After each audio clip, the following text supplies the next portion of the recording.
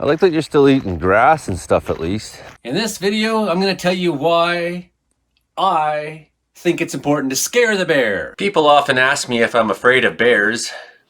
And no, it's not like me to be afraid of physical things in the tangible physical realm.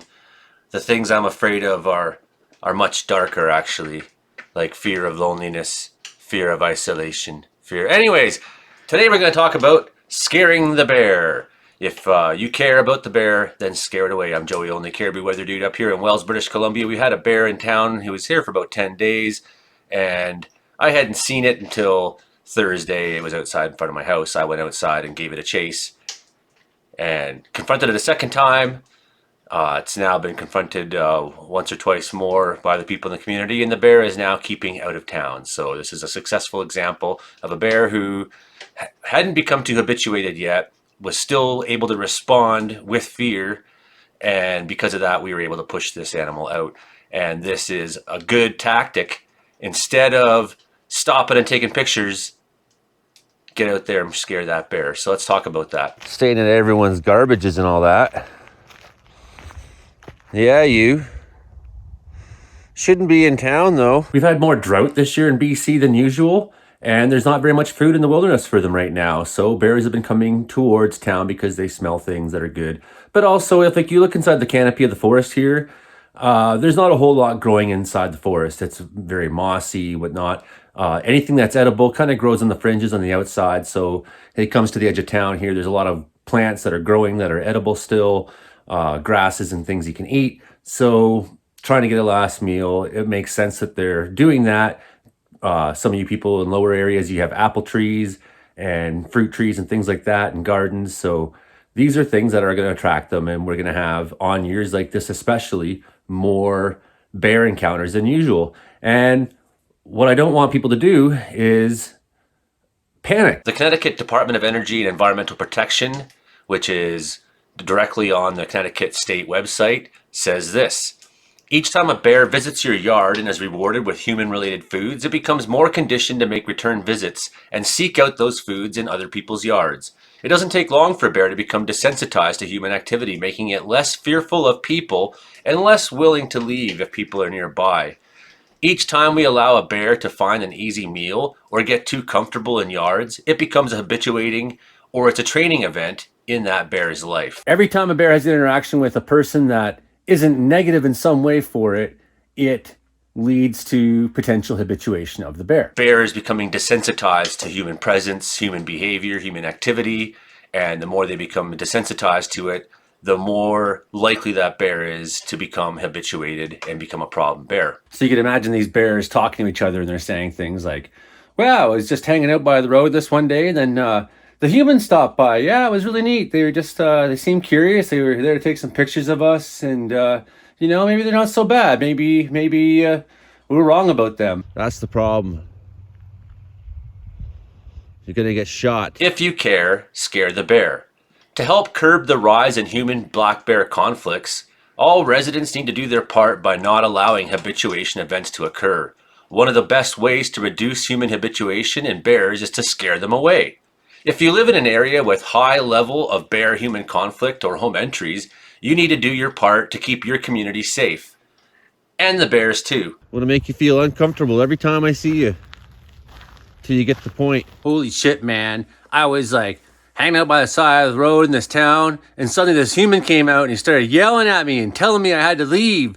And he wouldn't stop saying it, so eventually I had to leave because it was kind of weird, you know? Go on. Keep going.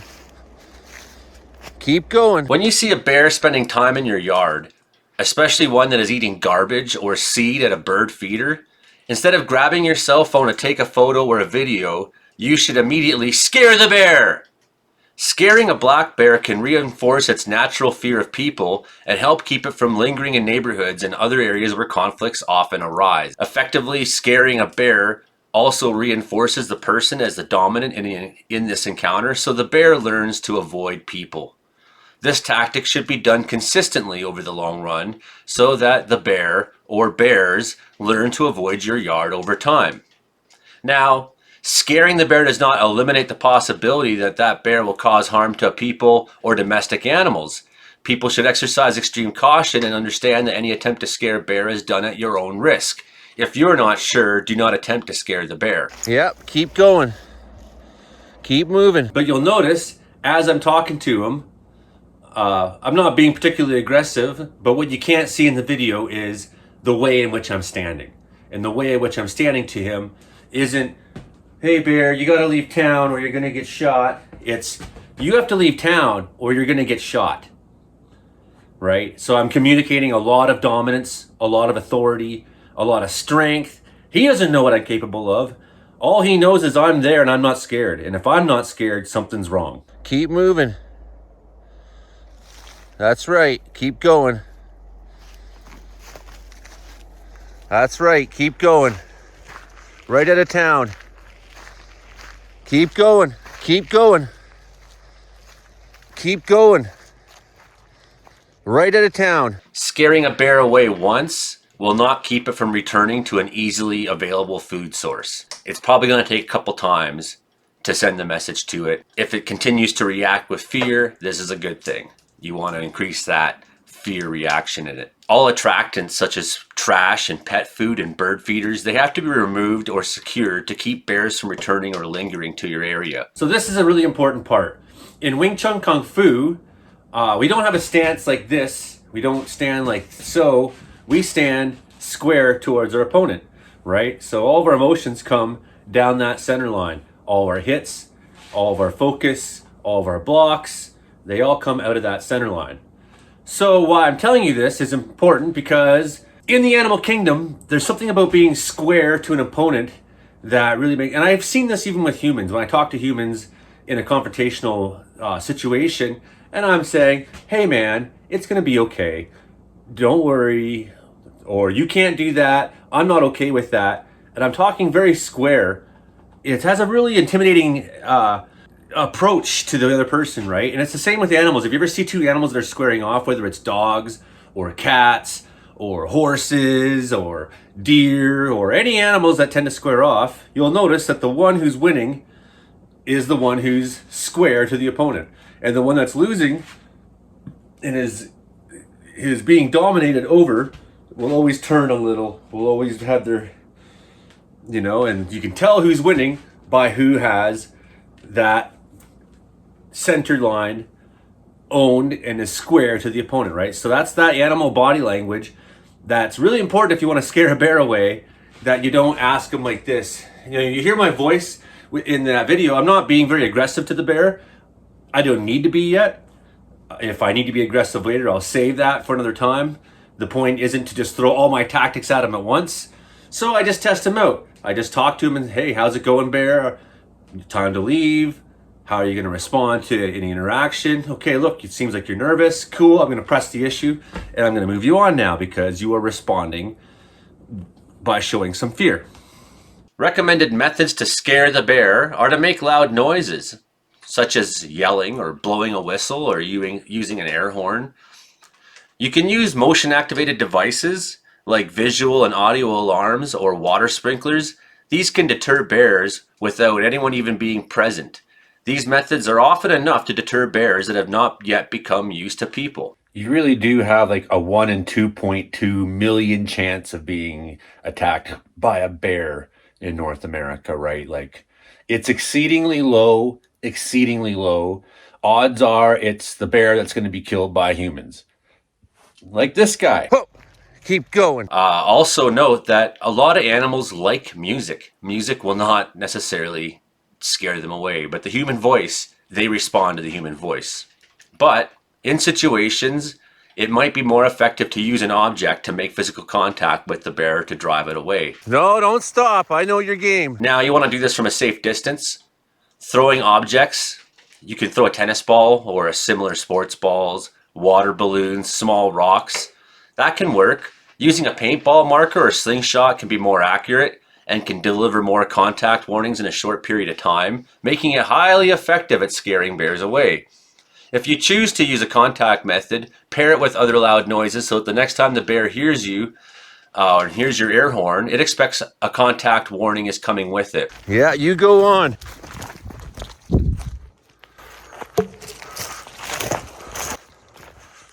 That rock just happened to hit something that made a noise. That helped. You don't want to scare it towards people. So in both cases, I knew that the direction I wanted to send it, there was no people there.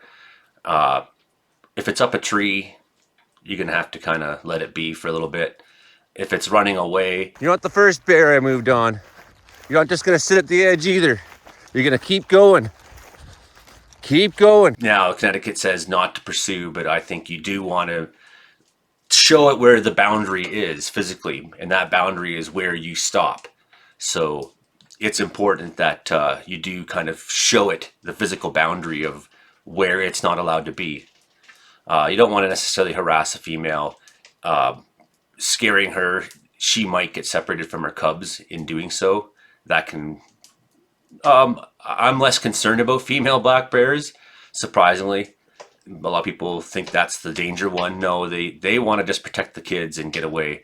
So they are likely to climb a tree, or if a cub climbs a tree and they might run away with the other two cubs, now you've got a cub who's isolated. So you've created problems for the animal. And what we're trying to do is not create problems for the animal. We're trying to do the opposite. We're trying to keep the animal from becoming a problem. Keep going. You're more likely to be killed by a dog, someone's domestic dog. You're more likely to be killed by bees. That's the odds. That's the statistics, right? So keep it in mind. There's a lot of people in the bush all the time and living at the edge of the forest. We're in proximity to these animals all the time, and very little ever happens between humans and bears. Keep going. If it's highly agitated, if it's emaciated, if it's wounded, these are things that could make a bear unpredictable. If it strongly associates people with food, like it's approaching people, it's breaking into houses, things like that. So there's certainly, you want to size the animal up and take it by a case-by-case basis. Before you decide that you're going to scare this bear, you want to see how it responds to people. So what did I do? I saw that it was quite nervous of me, and that gave me kind of the next, emboldened me to take it to the next level, which was to remove the bear, to push it off. So if the bear is injured, these are times, and if it's a grizzly bear, you're not just going to be able to scare it off, right? So we're talking about black bears once again. Out of town. I'm not saying bear attacks don't happen. They certainly do, right? They happen. It's just, it's not as common as people think. And it's really overblown. When does it become more of a problem? Well, the more they start hanging around people, then the odds of that bear becoming a problem bear go up. And at that point, that's when you need to decide, is this bear still exhibiting enough fear that we can put more fear into it? So you want to make sure, the thing is, like, removing a bear, trapping it and removing it, if it is actually a problem bear, it won't make a difference. You can put it 500 kilometers away. That bear will find its way back to that original location. If it found it in your house, if it broke into your house and found it, you can't just remove that bear. It's going to need to be shot. So once you're dealing with a bear that's exhibiting that level of habituation, scaring it might not necessarily work, and that puts you in danger. So you need to use this to prevent habituation. Once it's habituated, you probably need to call the conservation officers, or if you're on your farm, decide what you have to do. You'll notice when I walked out to that bear, I didn't start with my most aggressive tactic. I tested to see how responsive he'd be to fear, to me addressing it, to me approaching it and being very present physically. Quickly, it showed me that it was willing to comply, so I didn't need to pull out all the crazy anger tactics, right? So that's not how I've driven off other bears. Other bears, I've shouted at them, and I've thrown rocks. I've got a pellet gun, which I don't bring out to use on town because people would be probably calling the RCMP. There's a guy with a gun going after a bear. No, noisemakers. I got an air horn here. Have that stuff prepared in your place if you live in an area where you might have human-bear conflicts. Have a slingshot. Have, even a couple plastic bags. If you have a big garbage bag and you're making this noise, it's going to freak the friggin' thing out, man. And more often than not. And if you can do it while they're still responsive, if I'd gone up to that bear and talked to him and he displayed aggression back, and was really going to stand his ground, I would have stayed back for a while and assessed. I wouldn't have come as close as I did, right? But because it was willing to bend I needed to then push the issue, and I didn't stop. Both times I addressed that bear, I didn't stop until I reached the edge of the town, to the forest edge, to which point I can't I can't push you further away than that.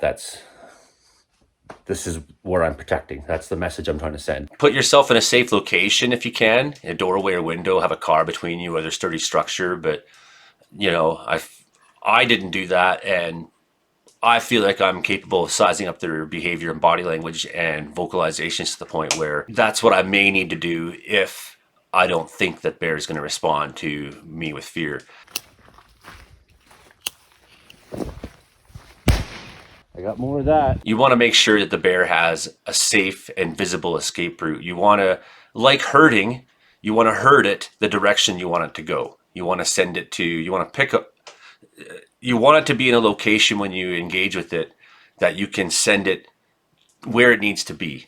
And you want to show it the direction it wants to go. I like to point and tell them, this is where you need to go. So that's one thing I do, is I change tactics every time I interact with it. Usually only takes 2, sometimes 3 interactions.